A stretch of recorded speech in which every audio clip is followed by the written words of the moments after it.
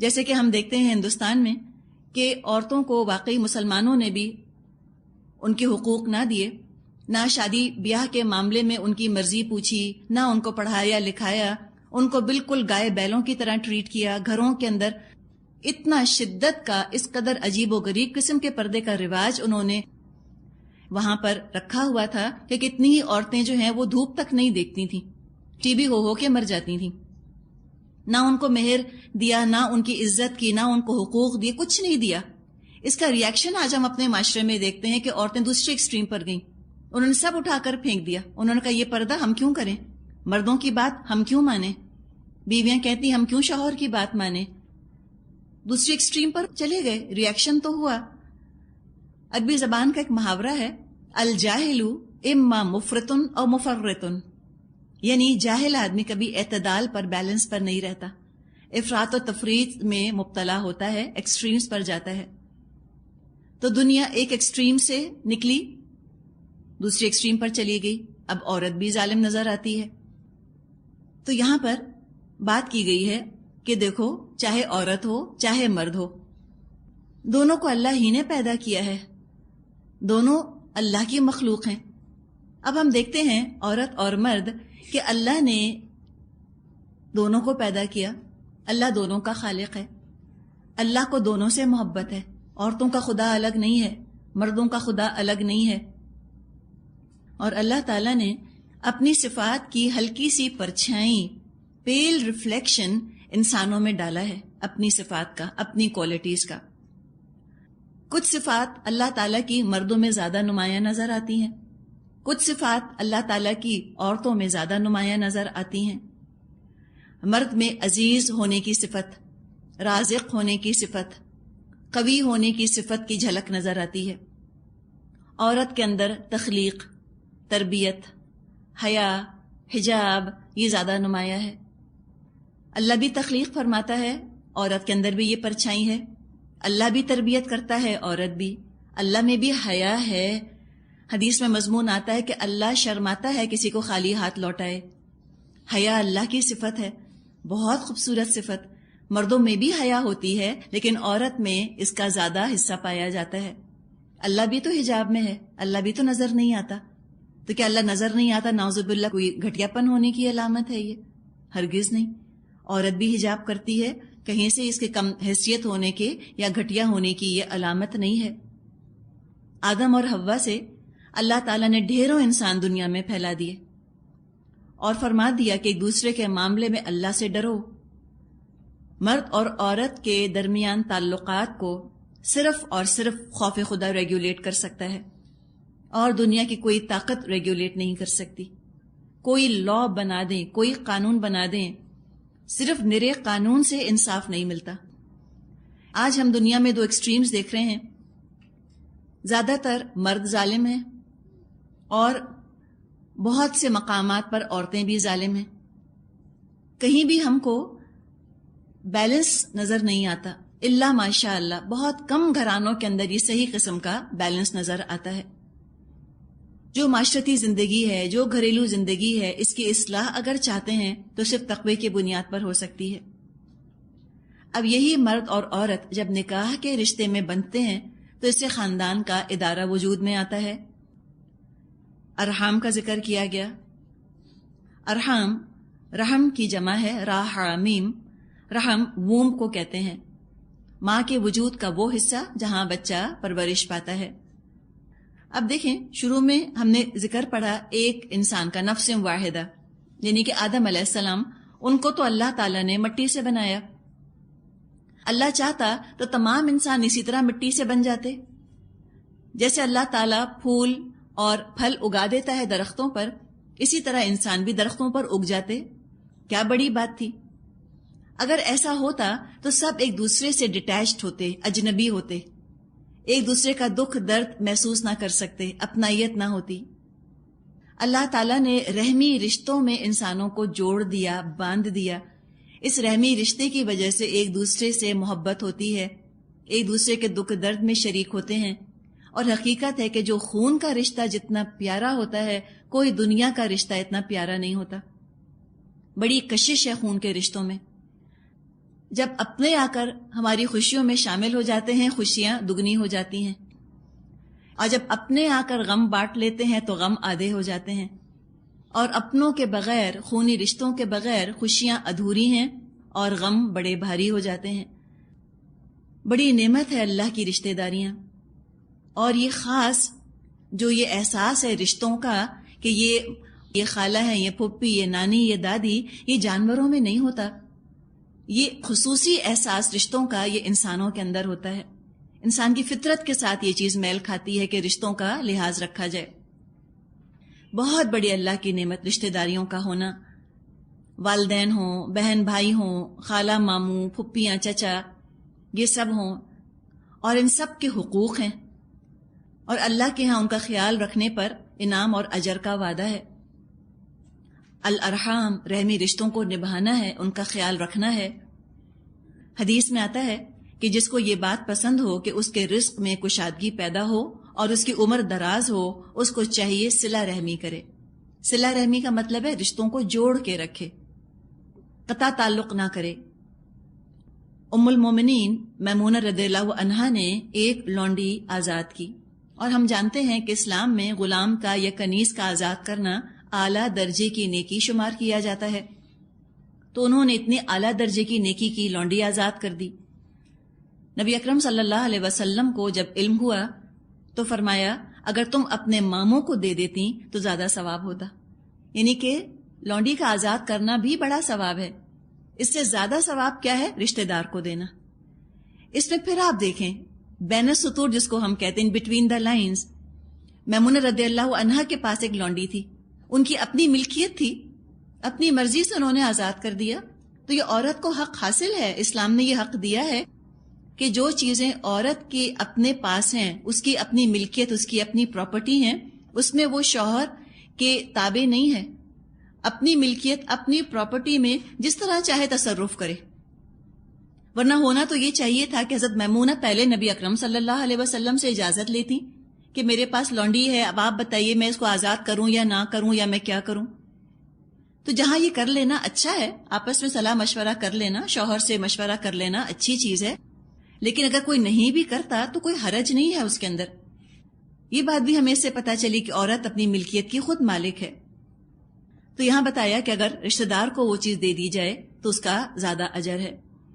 ایک اور روایت میں آتا ہے کہ کسی محتاج کی مدد کرنا صرف صدقہ ہے، اور رشتہ دار کی مدد کرنا صدقہ اور صلہ رحمی ہے، دونوں چیزیں ہیں، یعنی دگنا اجر ہے۔ کئی احادیث ہم کو ملیں گی جس میں رشتہ داری کو کاٹنے پر سخت وعید آئی ہے، اللہ تعالیٰ کی طرف سے وارننگ آئی ہے۔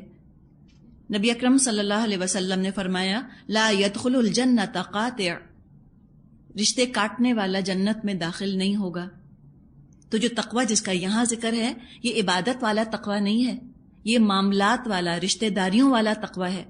ہم سمجھتے ہیں کہ تقوی کا تعلق صرف نماز، روزے، حج، زکوٰۃ سے ہے، ہرگز نہیں۔ تقوی کا تعلق تو خاندانوں سے ہے، چاہے میکہ ہو، چاہے سسرال، چاہے اولاد، چاہے کوئی بھی رشتہ ہو، ددیال ہو، ننیال ہو، سب کو تقوی کے ساتھ نبھانا ہے، رشتہ داریوں کو نبھانا ہے، کاٹنا نہیں، تاکہ لگے کہ انسانوں کا معاشرہ ہے، کوئی جانوروں کا گلہ نہیں ہے۔ جانور نہیں نبھاتے رشتہ داری، ان کو پتہ ہی نہیں رشتہ داری کیا چیز ہوتی ہے۔ یہ نیوکلیر فیملی جانوروں میں ہوتی ہے، انسانوں میں نہیں۔ جانور کا کیا ہوتا ہے؟ اس کی اپنی بیوی یا بیویاں اور اس کے اپنے بچے، باقی خیر ہے۔ تو اگر انسان بھی اس سطح پر آ جائیں کہ ایک شخص جو ہے وہ اپنے آپ کو کھلا دے اور اپنی بیوی کو کھلائے اور اپنے بچوں کو کھلائے، اور بہن بھائی والدین جو ہیں وہ اپنا اپنا کھائیں، تو پھر کیا ہوا؟ یہ تو جانور ہو گئے نا۔ تو ہم مسلمان ہم کبھی سلوگن نہ پیش کریں نیوکلیر فیملی، میں اور میرا شوہر اور میرے بچے بس، اور ان لاس کو آؤٹ لاس بنا دیں۔ یہ کرنے کی ضرورت نہیں۔ رشتہ داروں کا چاہے سسرالی ہوں چاہے میکے کے ہوں خیال رکھنا ہے۔ ہم دیکھتے ہیں کہ قرآن نے جگہ جگہ تاکید کی ہے مسلمانوں کو کہ تم جماعت بن کے رہو، رابطوں کا تبھی ہم نے ذکر پڑھا ہے نا، رابطہ رکھو۔ تو یہ رابطہ یہ خود بخود تو وجود میں نہیں آ جاتا، آپس میں رابطہ رکھنا اس کا بیسک یونٹ گھر ہے، بنیادی اکائی جو ہے وہ گھر ہے۔ مسلمانوں میں رشتہ داریوں کی حفاظت پر بہت زور ہے، ان کی ضروریات کا خیال کرنا ہے۔ انسانوں کے دلوں میں رحم ہو، مرسی ہو، لیکن ریسیونگ اینڈ پر رشتہ دار نہ ہوں تو یہ تو ڈیویشن ہے، یہ غیر فطری بات ہے.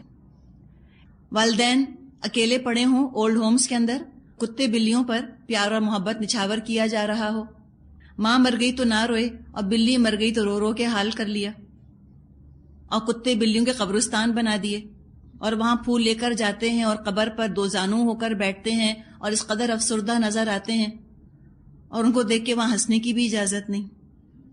آپ کو بھی اتنا ہی سنجیدہ لگنا ہوتا ہے ان جانوروں کے قبرستان میں. تو یہ ڈیویشن نہیں ہے، ہم تو ریلیٹ ہی نہیں کر پاتے. اب آپ کبھی جائیں امریکہ وغیرہ اور وہاں ان کے جانوروں کے قبرستانوں میں جائیں اور ان کا رونا دھونا دیکھیں تو ہنسنا تو واقعی نہیں چاہیے. چلے ان کے جذبات مجروح ہوتے ہیں لیکن مینٹل ریپو ہی نہیں ہوتی. انسان ریلیٹ ہی نہیں کر پاتا کہ بلی کے مرنے پر اتنا کیا غم، بلی تھی ایک اور آ جائے گی.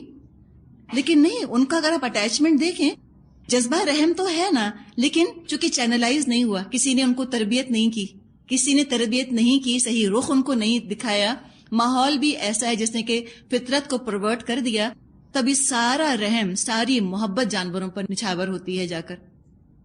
اور والدین سے تو کرسمس کبھی کبھار مل لیے یا کبھی کارڈ بھیج دیا ان کو.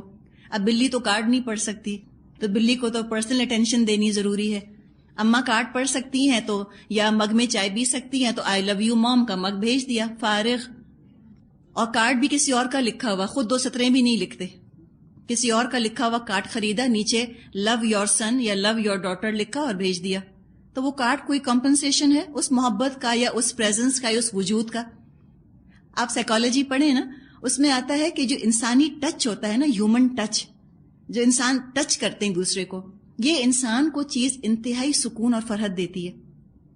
کبھی آپ نے سوچا کہ بوڑھے بد مزاج کیوں ہو جاتے ہیں؟ اسی کہ ہم ٹچ نہیں کرتے ان کو. یہ جو ہمارے ہاں کا دستور ہے کہ بیٹھ کر ٹانگیں دبانی چاہیے یا سر میں کنگا کر دینا چاہیے بوڑھوں کے، یا کچھ ان کا خیال، یا ان کو گلے لگانا چاہیے یا ان کو پیار کرنا چاہیے، یہ چیز ان کو تسلی دیتی ہے، ان کو وانٹڈ فیل کراتی ہے کہ ہم بھی اہم ہیں. آخر چھوٹا سا بچہ، اس کو آپ بستر پر ڈال دیں وہ روتا ہے، آپ گود میں اٹھائیں چپ کیوں ہو جاتا ہے؟ یہ جو ہیومن ٹچ ہے نا، یہ بہت اچھا لگتا ہے. انسان کو ضرورت ہے اس چیز کی، تو یہ کرنا ہے، یہ والدین کے ساتھ بھی کرنا ہے اور ہم کو یہ تعلق اپنے اندر رکھنا ہے، ضروری ہے یہ چیز. تو یہ کوئی بات نہ ہوئی کہ رحم جو ہے وہ جانوروں پر اور والدین پر، رشتہ داروں پہ نہ رحم ہو. سگے رشتہ دار محتاج ہیں اور خیراتی اداروں کو پیسہ دیا جا رہا ہے، یہ کیا بات ہوئی؟ یہ تو اسلام پسند نہیں کرتا اس چیز کو. لیکن یہ حقیقت بھی ہے کہ اس رویے پر دنیا میں کوئی سزا نہیں، کوئی کورٹ آف لا اس پر پکڑ نہیں سکتا. اور اگر خیال کیا جائے رشتہ داروں کا، کوئی دنیا میں آپ کو اس کا اجر نہیں دے سکتا. کوئی بہن بھائی سے بات نہ کرے، ماں باپ سے بات نہ کرے، کیا سزا ملے گی؟ کوئی سزا نہیں ہے. لیکن اس کا مطلب یہ نہیں کہ آخرت میں بھی سزا نہیں ہے. قرآن نے جہاں ہم کو دوسرے قوانین دیے ہیں، لیگل کوڈ آف لا دیا ہے، وہاں مورل لاز بھی دیے ہیں، اخلاقی قوانین بھی دیے ہیں. اور یہ اخلاقی قوانین اسی طرح فرض ہیں جیسے قانونی احکامات فرض ہیں. فرق یہ ہے کہ اخلاقی قوانین کی پابندی کا اجر اللہ دیتا ہے اور سزا بھی اللہ ہی دے گا، جبکہ جو دوسرے قوانین ہیں، کوئی چوری کرتا ہے یا زنا کرتا ہے یا قتل کرتا ہے، اس کی سزا تو دنیا میں اس کو ملے گی، اور دنیا میں جس کو سزا مل گئی ان جرائم کی اور اس نے توبہ کر لی تو اس کی آخرت کی سزا معاف ہو جاتی ہے. انسانوں کے ہاتھوں یوں سمجھے کہ اس کی پرجنگ کروا دی گئی. جبکہ رحمی رشتوں کا توڑنا یا ان کا خیال نہ کرنا اتنا بڑا گناہ ہے کہ دنیا میں سزا دلوا کر پاک بھی نہیں کیا جائے گا. اللہ تعالیٰ خود سزا دے گا قیامت کے دن. فرمایا ہے ان اللہ کان علیکم رقیبا، بے شک اللہ تم پر نگران ہے. تو ذرا تو محتاط رہنا، ذرا کیئرفل رہنا. اگر دنیا میں پکڑ نہیں ہو رہی، دنیا میں پولیس نہیں آ رہی، اس کا مطلب یہ تو نہیں ہے کہ اللہ کی پولیس موجود نہیں، اللہ کے فرشتے موجود نہیں جو دیکھ رہے ہیں تمہارا سلوک. اور جب انسان رشتہ داروں کو نبھاتا ہے، لازمی طور پہ اس میں اعلیٰ اخلاقی صفات پیدا ہوتی ہیں اگر تقویٰ ہو.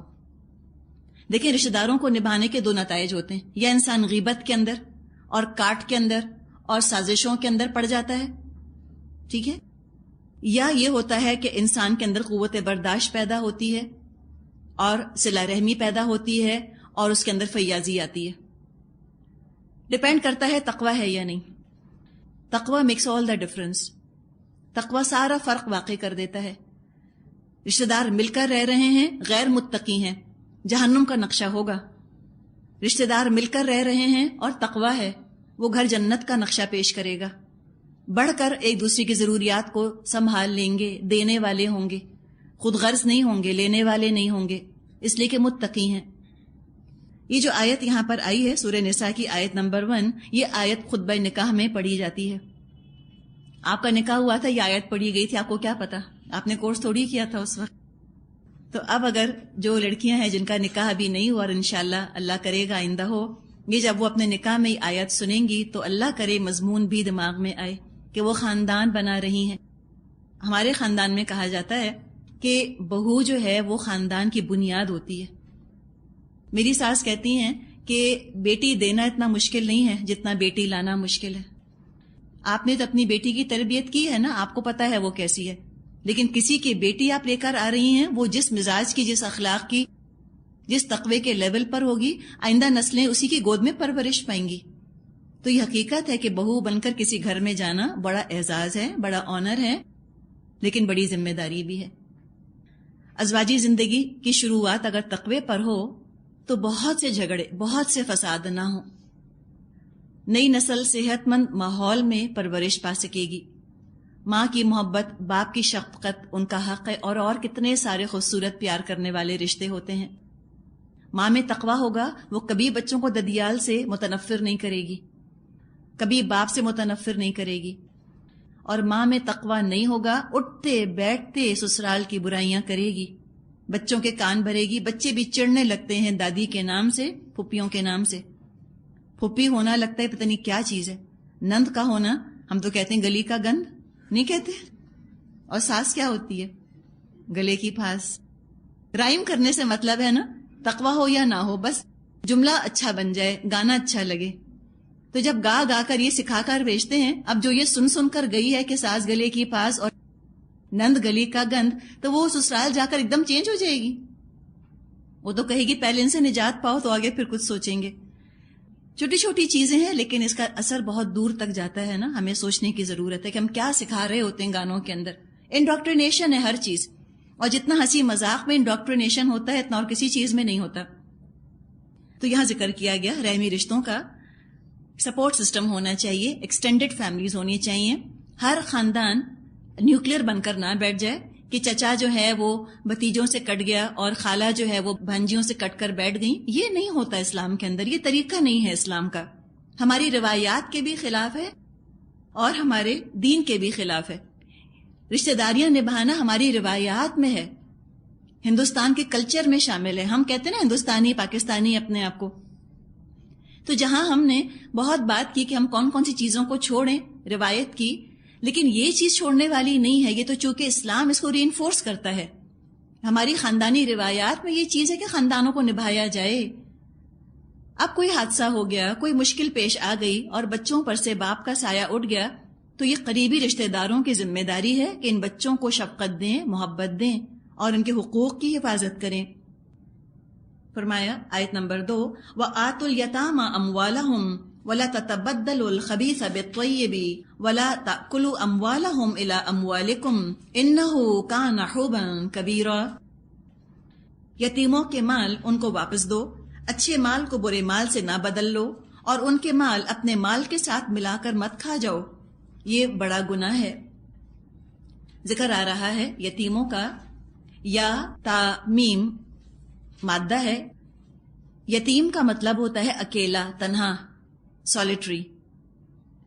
وہ موتی جو سیپ میں، وہ پرل جو آئسٹر میں اکیلا ہوتا ہے، وہ در یتیم کہلاتا ہے.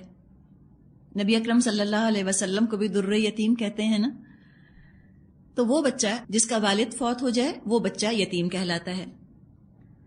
جانوروں میں یتیم اسے کہا جاتا ہے جس کی ماں مر جائے، اور انسانوں میں جس کا باپ مر جائے.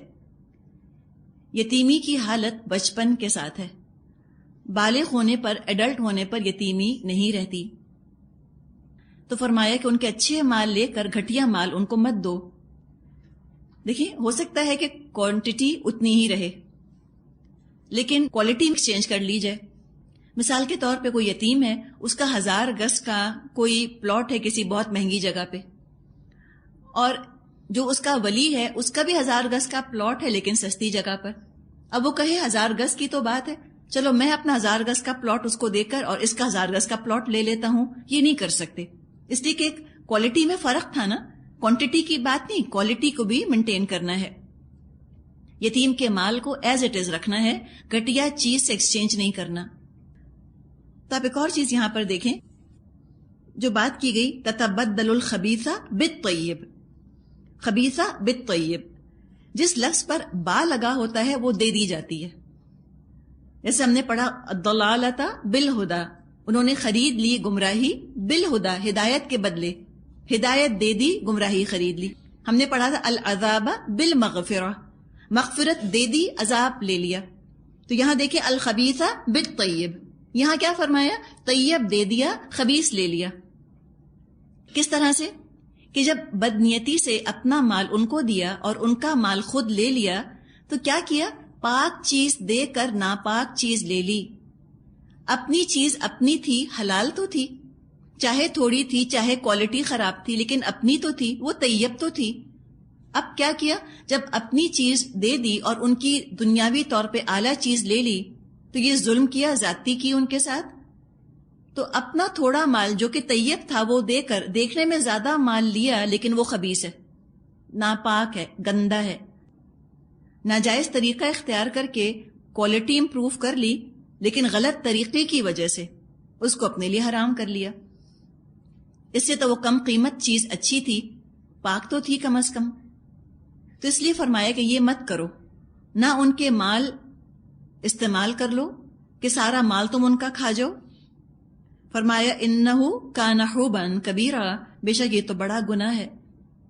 حوب ابن عباس رضی اللہ عنہ کے قول کے مطابق حبشی ورڈ ہے، ایتھوپین لینگویج میں یہ لفظ استعمال ہوتا ہے گناہ کے لیے.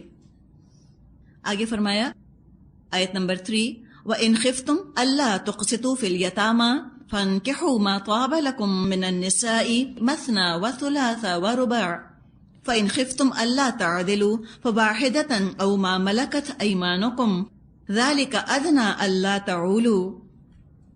اور اگر تم یتیموں کے ساتھ بے انصافی کرنے سے ڈرتے ہو تو جو عورتیں تمہیں پسند آئیں ان میں سے 2-2 3-3 4-4 سے نکاح کر لو. لیکن اگر تمہیں اندیشہ ہو کہ ان کے ساتھ عدل نہ کر سکو گے تو پھر ایک ہی بیوی کرو، یا ان عورتوں کو زوجیت میں لاؤ جو تمہارے قبضے میں آئی ہیں. بے انصافی سے بچنے کے لیے یہ زیادہ قریب ہے. اب یہ وہ آیت ہے جس کو سن کر عورتوں کو غصہ آتا ہے، مردوں کو ہنسی آتی ہے. کتنا موڈ خراب ہو ہسبینڈ کا، آپ 4 شادیوں کا ذکر کر دیں فوراً مسکراہٹ آ جائے گی. اور کفار نے اس کو طنز کا اور مزاح کا ہدف بنایا. الگ الگ لوگوں میں الگ الگ ریاکشن ایسے ایک آیت نے پیدا کیے. اور مرد ہو اور اوپر سے کفار کے غلبے میں ہو، تم کہتے نا تو کڑوا کریلا اوپر سے نیم چڑھا. کفار کا غلبہ ہے، دین سے دوری ہے، دونوں طرح کی کڑواہٹیں جمع ہو گئی ہیں. ان کو تو عجیب عجیب باتیں سوچتی ہیں اس آیت کو پڑھ کے. کسی نے کہا کہ لکھا ہے نا کہ 2-2 3-3 4-4 ترجمے کے لحاظ سے، تو کہا کہ اس کو جمع کرو، یہ تو اتنی تعداد بن گئی، تو اتنی بیویاں کر سکتے ہیں. کسی نے کہا اچھا سنت پر عمل کرنا ہے تو ہم 4 شادیاں کریں گے اس لیے کہ یہ سنت ہے. اور جو یہ باتیں کر رہے ہوتے ہیں ان کی شکل پر سنت نظر بھی نہیں آ رہی ہوتی، فرائض ادا ہو نہیں رہے ہوتے، کوئی نبی اکرم صلی اللہ علیہ وسلم سے ان کی جان پہچان، کوئی محبت کا رشتہ نہیں ہوتا، نہ کوئی تعظیم، بس طنز. سرکیزم بھی تو کوئی چیز ہے، اسمارٹ 1 لائنز یہ بھی تو کہنی ہے ان کو. تو بہت طنز کے طور پہ، بہت مزاح کے طور پہ کہتے ہیں کہ ٹھیک ہے ہم سنت پہ عمل کریں گے، چلو ہم 4 شادیاں کریں گے. اب ان کی لا علمی اور ان کی غفلت پر انسان کیا کہے. انہوں نے سمجھا کہ 4 شادیاں کرنا سنت ہے، حالانکہ 4 شادیاں کرنا نہ فرض ہے نہ سنت ہے، یہ رخصت ہے. نبی اکرم صلی اللہ علیہ وسلم کی جو سنت موقدہ ہے اس کی تو آپ نے تاکید کی صحابہ کو سنت موقدہ تو وہ سنت ہوتی ہے کہ ہو نہیں سکتا کہ کسی صحابی نے اس پر عمل نہ کیا ہو. اگر 4 شادیاں کرنا سنت ہوتا، تمام صحابہ نے لازمی طور پر 4 شادیاں کی ہوتی، جیسے کہ تمام صحابہ نے لازمی طور پر داڑیاں رکھی ہوئی تھیں، کیونکہ داڑھی سنت موقدہ ہے. تو یہ ایسی بات نہیں کہ 4 شادیاں کرنا سنت ہے، سنت کی کیٹیگری میں یہ چیز نہیں جاتی. ہوتا یہ ہے کہ بعض دفعہ لوگ کنفیوز ہوتے ہیں کہ ہر کام جو نبی اکرم صلی اللہ علیہ وسلم نے کیا سمجھتے ہیں بس یہ سنت ہے. نبی اکرم صلی اللہ علیہ وسلم نے تو ساری عمر زکوٰۃ نہیں دی. کیوں؟ اب کوئی کہے کہ اللہ کے رسول نے بھی تو زکوٰۃ نہیں دی، تو میں سنت پہ عمل کرتا ہوں، میں زکوٰۃ نہیں دوں گا. اللہ کے رسول صلی اللہ علیہ وسلم کے پاس کبھی اتنا پیسہ جمع ہی نہ رہا سال بھر کہ آپ زکوٰۃ دیتے، تو اس کو سنت کہنا تو مناسب نہیں. تو اس چیز کو بھی سنت کہنا یہ غلط بات ہے، یہ رخصت ہے، اجازت ہے کہ ایسا کیا جا سکتا ہے. 1 سے زیادہ شادیاں لوگ آج بھی کرتے ہیں. یہ کہنا کہ آج کے زمانے میں اسٹرکٹ مونوگیمی ہے، یہ جھوٹ اور ہپوکریسی کے علاوہ کچھ نہیں ہے. اور آج بھی لوگ 1 سے زیادہ شادیاں کرتے ہیں، اور آج سے پہلے بھی کرتے تھے. جب سے انسانیت آئی ہے دنیا میں، انسانیت نے اپنا سفر شروع کیا ہے، تب سے مردوں نے 1 سے زیادہ شادیاں کی ہیں. ذرا زمانہ جاہلیت میں ہم اس کا تھوڑا سا پس منظر دیکھ لیتے ہیں. زمانہ جاہلیت میں جن لوگوں کی نگرانی میں یتیم لڑکیاں ہوا کرتی تھیں، اور ان یتیم لڑکیوں کے پاس مال یا جائیداد ہوتی تھی، تو یہ لوگ جو کہ ولی ان لڑکیوں کے ہوتے تھے، اس لیے کہ باپ کا انتقال ہو گیا، بچی یتیم ہو گئی، اب وہ یتیم لڑکی ان کی نگرانی میں ہے، یہ ان کے ولی ہیں. یہ کیا کیا کرتے تھے کہ ان کا مال اور جائیداد لینے کے لیے یا تو خود نکاح کر لیتے تھے ان لڑکیوں سے، یا اپنے بچوں سے، اپنے بیٹوں سے ان کا نکاح کر دیا کرتے تھے، اور ان کے حقوق کی نگرانی نہیں کرتے تھے. باپ تو ہوتا نہیں تھا کہ جو مہر کی ادائیگی پر زور دے یا اپنی بیٹی کے حقوق کی حفاظت کرے. جس طرح چاہتے تھے سلوک کرتے تھے لڑکیوں کے ساتھ. یہ خود ہی ولی ہوا کرتے تھے، جس طرح چاہتے تھے رکھتے، کوئی پوچھنے والا نہ ہوتا تھا کہ تم ایسا کیوں کر رہے ہو. کہ اس جاہلیت کی جھلک ہمیں آج نظر آتی ہے اپنے معاشرے میں.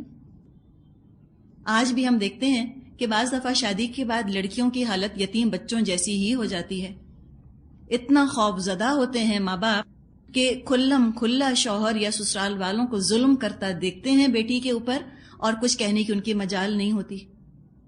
ایک ایکسٹریم یہ ہے ہمارے معاشرے میں، اس لیے کہ ہمارا معاشرہ بھی تقریباً جاہلیت ہی کا معاشرہ ہے نا. اور دوسری ایکسٹریم کیا ہے کہ لڑکی والے اس قدر ڈومینیٹ کر رہے ہوتے ہیں، وہ لڑکے والوں کو دبا کے رکھتے ہیں. کوئی حق ادا کرنے پر بیٹی ان کی تیار نہیں ہوتی تو بھی بیٹی کو سپورٹ کرتے ہیں. تو وہ ہے نا ایکسٹریمز، افراط و تفریط ہمیں نظر آتی ہے. اس زمانے میں بھی یہی جہالت ہوا کرتی تھی کہ یتیم لڑکیوں کا کوئی پوچھنے والا نہ ہوتا تھا. صحیح بخاری میں حضرت عائشہ رضی اللہ عنہا سے روایت ہے، ایک شخص کی سرپرستی میں ایک یتیم لڑکی تھی، اور اس لڑکی کا باغ تھا. اس شخص نے اس لڑکی سے نکاح کر لیا، بجائے کہ اس لڑکی کو مہر دیتا، اس کے باغ کے حصے پر بھی خود قبضہ کر لیا. آج ہم کہیں کہ لو یہ کون سی بڑی بات ہے، جیز نہ لائی باغ لے آئی. آج یہی نہیں ہوتا. آج مسلمان ہوتے ہوئے مسلمان مرد مہر نہیں دیتے، توقع کیا کرتے ہیں کہ وہ جہیز لے کر آئے گی، اپنے باپ کے پیسے میں سے وہ کچھ نہ کچھ ہمارے گھر لے کر آئے گی. اور ہمیں احساس بھی نہیں ہوتا کہ کیا جہالت ہم نے اپنی زندگیوں میں شامل کر لی ہے. ہم کہتے ہیں ہماری رسم ہے، جہیز تو دینا ہی دینا ہے، ہم کیا کریں. اچھے اچھے ریلیجس لوگ کہتے ہیں کہ جہیز کے بغیر تو گزارا نہیں. تو یہ تو جہالت شمار کی گئی ہے، کیسے کر لینا کہ مہر نہ دینا بلکہ اس کے حصے پر بھی قبضہ کر لینا.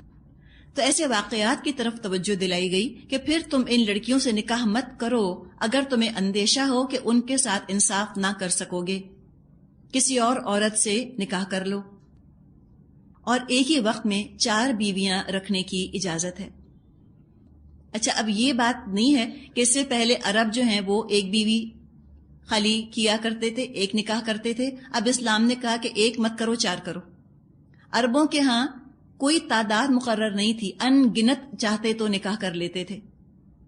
ایک شخص آیا غیلان بن اسلمہ ثقفی، وہ مسلمان آ کر ہوا رضی اللہ عنہ.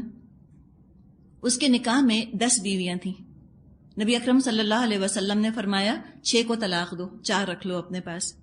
کوئی آیا اس حال میں کہ اس کی 5 تھیں، کوئی آیا اس حال میں کہ اس کی 6 تھیں، تو آپ نے یہی فرمایا کہ تم 4 تک رکھ سکتے ہو، اس سے زیادہ نہیں۔ تو یوں سمجھیں کہ اس کو تو کرٹیل کیا گیا ہے، کنٹین کیا گیا ہے بیویاں رکھنے کی تعداد کو۔ یہ نہیں تھا کہ ایک پہلے کرتے تھے اور اب کہا کہ تم 4 کر لو۔ اور جیسے ہم نے بات کی کہ 4 بیویاں ایک وقت میں رکھنے کی اجازت ہے، کوئی فرض نہیں۔ بہت سے فیکٹرز ہو سکتے ہیں جن کی وجہ سے ایک سے زیادہ شادیوں کی ضرورت پیش آئے۔ اگر اس کی اجازت نہ دی جائے، لوگ شادیاں پھر بھی کریں گے، لیکن کیا ہوگا کہ طلاق کا ریشیو بہت بڑھ جائے گا۔ یہ کہیں زیادہ تکلیف دہ، کہیں زیادہ ٹرومیٹک بات ہے۔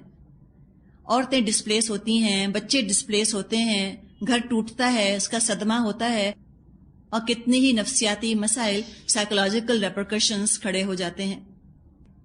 اس سے بہت بہتر ہے کہ مرد پہلی بیوی کو بھی گھر میں رکھے، اس کو بھی تحفظ فراہم کرے، اور اگر ضرورت ہے تو دوسری شادی کر لے۔ اس میں گھر بنا رہتا ہے۔ ٹراما یقیناً اس میں بھی ہے عورت کے لیے، لیکن نسبتاً کم درجے کا ٹراما ہے۔ کم از کم ڈسپلیس تو نہیں ہوتی، وہ اپنے گھر میں تو رہتی ہے۔ ایک سے زیادہ شادیاں جو آج اتنی بدنام ہیں ہمارے ہاں، وہ اس وجہ سے نہیں ہے کہ اس اصول میں خرابی ہے۔ اصول میں کوئی خرابی نہیں ہے۔ مسئلہ یہ ہے کہ مرد عدل اور انصاف قائم نہیں رکھتے 2 بیویوں میں، اور بیویوں کی اپنی بھی بھرپور کوشش ہوتی ہے کہ وہ دوسری بیوی کو اس کا حق نہ ملنے پائے۔ تو ظلم مرد بھی کرتا ہے، ظلم عورت بھی کرتی ہے۔ اسی لیے سورت کے شروع میں تقوی کا پرزور ذکر کر دیا گیا۔ پرزور تقوی کی تاکید ہے کہ اللہ سے ڈرتے رہنا۔ جو تم سوچو گے، جو تم کرو گے، اللہ اس سے باخبر ہے۔